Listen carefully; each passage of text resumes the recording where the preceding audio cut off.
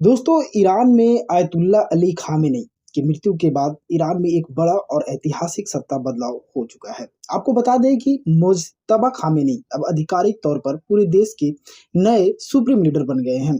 उनका पहला संदेश भी सामने आ गया है और इसमें उन्होंने साफ कहा है कि दुश्मनों से बदला लिया जाएगा और स्ट्रेट ऑफ हॉर्मुज की नाकाबंदी जारी रहेगी।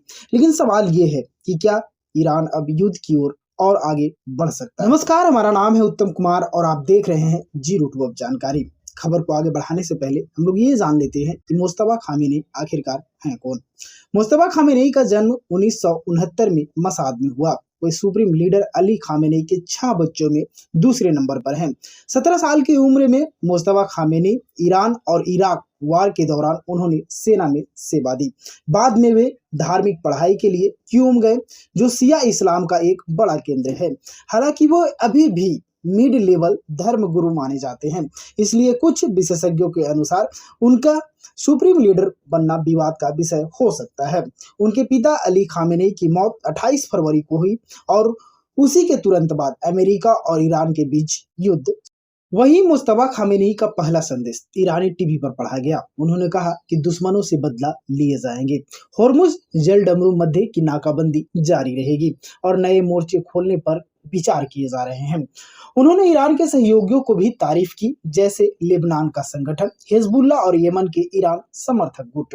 विशेषज्ञों का मानना है कि नए मोर्चे खोलने का मतलब यह हो सकता है कि मध्य पूर्व के दूसरे देशों में भी तनाव बढ़ सकते हैं। इससे अमेरिका, इजराइल और अन्य देशों के लिए बड़ी चुनौती खड़ी हो सकती है।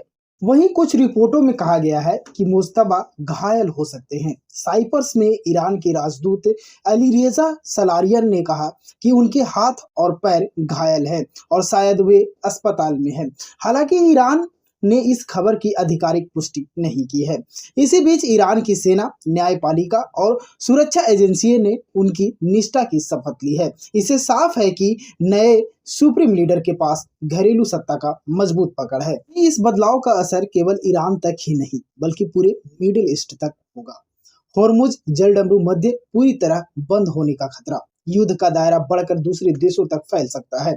ईरान में राजनीतिक विरोध और अस्थिरता बढ़ सकती है। विशेषज्ञ मानते हैं कि मुज्तबा खामेनी शायद कुछ व्यावहारिक फैसले भी ले सकते हैं, लेकिन उनके पहले संदेश ने साफ संकेत दिए हैं कि टकराव और संघर्ष जारी रहेगा। कुल मिलाकर ईरान में सत्ता परिवर्तन ने मध्य पूर्व की राजनीति को एक नए दौर में पहुंचा दिया है। मुस्तफा खामेनी का पहला संदेश यह साफ करता है कि संघर्ष जारी रहेगा, लेकिन सवाल यही है कि क्या ये ईरान युद्ध को बढ़ाएगा या कूटनीति का रास्ता अपनाएगा। पूरा विश्व अब इस पर नजर बनाए हुआ है। आखिर देखना यह होगा कि ईरान की आगे क्या भूमिका होती है, युद्ध का दायरा बढ़ाना या कूटनीति का रास्ता अपनाना।